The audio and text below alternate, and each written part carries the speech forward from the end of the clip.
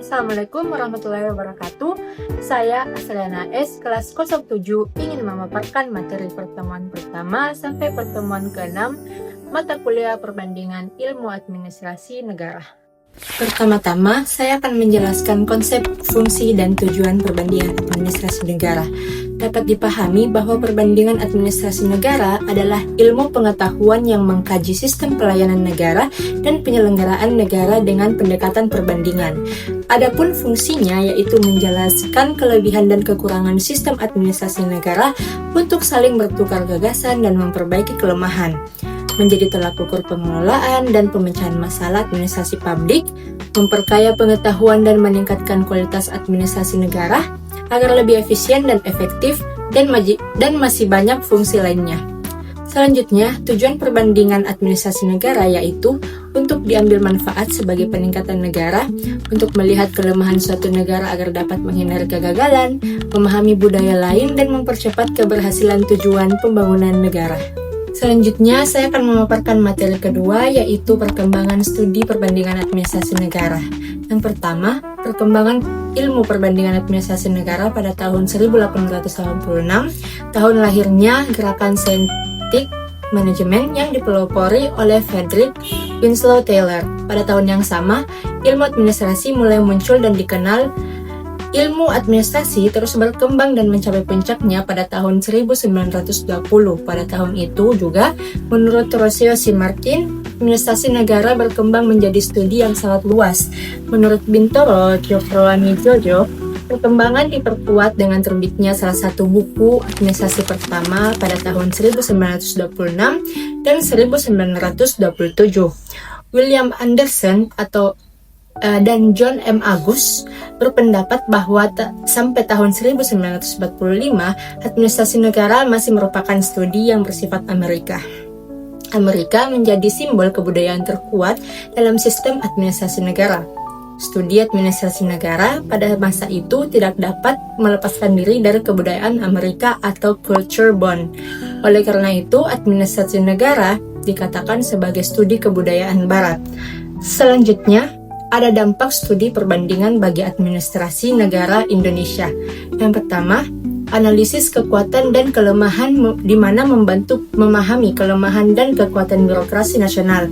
Yang kedua, dasar reformasi dan kebijakan di mana menjadi dasar reformasi birokrasi dan penyusunan kebijakan publik yang lebih efektif. Yang ketiga, adaptasi praktik terbaik di mana mendorong adaptasi praktik terbaik dari negara lain sesuai konteks lokal. Yang pertama ada pendekatan filosofis yang dimana terbagi menjadi 4, yaitu ideologis liberalisme,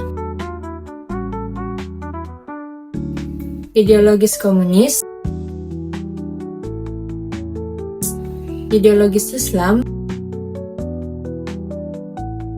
dan ideologis Pancasila. Yang kedua, ada pendekatan politis, yang dimana pendekatan ini berfokus pada dinamika politik, hubungan kekuasaan, dan bagaimana para aktor politik berinteraksi untuk mencapai tujuan mereka. Yang ketiga, ada pendekatan sistem, yaitu administrasi negara melihat seluruh komponen administrasi sebagai totalitas yang berhubungan satu sama lain dan saling mempengaruhi.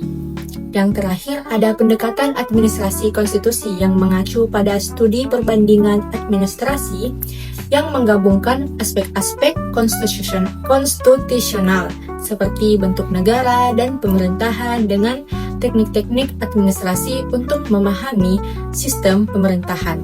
Selanjutnya, hubungan administrasi negara dengan perbandingan administrasi negara. Diketahui bahwa administrasi publik berasal dari ilmu politik yang ditujukan agar proses kegiatan kenegaraan dapat berjalan sesuai dengan tujuan yang telah ditetapkan dan berperan dalam perumusan kebijakan negara. Jadi, administrasi negara dan perbandingan administrasi negara yaitu yang pertama, perbandingan administrasi negara merupakan pengembangan dari administrasi negara. administrasi negara memberi landasan teoritis dan konsep dasar, sedangkan perbandingan memperluas analisis ke berbagai konteks negara. Administrasi negara itu fokusnya hanya pada satu negara saja, sedangkan perbandingan fokus pada banyak negara untuk melihat variasi praktik. Dan administrasi negara itu menyediakan konsep dasar, sedangkan perbandingan yaitu wawasan dan perbandingan untuk inovasi dan reformasi. Adapun materi yang terakhir yaitu studi dan analisis perbandingan administrasi negara. Adapun metode studi perbandingan yang pertama, metode deduksi, yaitu suatu metode berpikir yang menarik kesimpulan dari prinsip-prinsip umum, kemudian diterapkan pada suatu yang bersifat khusus. Yang kedua, ada metode induksi, yang dimana metode berpikir dalam menarik kesimpulan dari prinsip khusus, kemudian diterapkan pada sesuatu yang bersifat umum.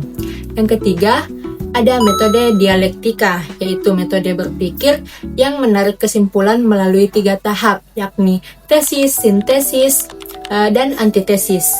Adapun tahapan dalam studi perbandingan, yang pertama, tahap pengkategorian wilayah, yang kedua, tahap penentuan waktu perbandingan, yang ketiga, tahap penentuan tempat, yang keempat, tahap pencarian masalah utama, yang kelima, tahap menentukan pendekatan metode dan teori, yang keenam tahap analisis, dan yang terakhir tahap kesimpulan. Adapun aspek-aspek dalam perbandingan administrasi negara, yang pertama ada bentuk negara yang terbagi menjadi 2, yaitu negara kesatuan dan negara federal. Negara kesatuan yaitu kekuasaan tertinggi berada di pemerintah pusat. Daerah hanya menjalankan kewenangan yang diberikan pusat, contoh negaranya seperti Indonesia, Jepang, dan Perancis. Sedangkan negara federal yaitu kekuasaan terbagi antara pemerintah pusat dan daerah yang memiliki kewenangan otonomi, contohnya seperti Amerika Serikat, Jerman, dan Malaysia. Yang kedua ada bentuk pemerintahan. Yang pertama ada negara monarki, yaitu kekuasaan mutlak tanpa dibatasi oleh batas apapun. Contohnya seperti negara Brunei Darussalam dan Arab. Yang kedua ada oligarki yang menganut sistem raja dan ratu. Yang ketiga ada demokrasi yang berdasarkan sistem demokrasi kepala pemerintahannya seperti Indonesia. Aspek yang ketiga ada sistem pemerintahan. Yang pertama ada sistem presidensial, yaitu kekuasaannya merupakan kekuasaan secara real, yaitu presiden bertindak sebagai the first man yang mempunyai kekuasaan untuk mengangkat atau memberhentikan menteri-menteri. Selanjutnya ada sistem parlementer, yaitu presiden hanya memiliki kekuasaan sebagai kepala negara. Kekuasaan sebagai kepala negara dimiliki oleh Perdana Menteri, Kabinet, atau pimpinannya dapat dijatuhkan oleh parlemen. Aspek yang terakhir ada sistem politik. Yang pertama ada suprastruktur politik, yaitu meliputi lembaga-lembaga atau organ-organ alat pelengkap negara yang berfungsi menjalankan perannya dalam suatu negara. Selanjutnya ada infrastruktur politik, yang meliputi kekuasaan sosial, politik yang tidak secara nyata tampak di permukaan, tetapi berpengaruh pada kehidupan politik suatu negara. Itulah tadi pemaparan materi dari saya. Kurang lebihnya mohon dimaafkan. Wabillahi taufiq wal hidayah. Wassalamualaikum warahmatullahi wabarakatuh.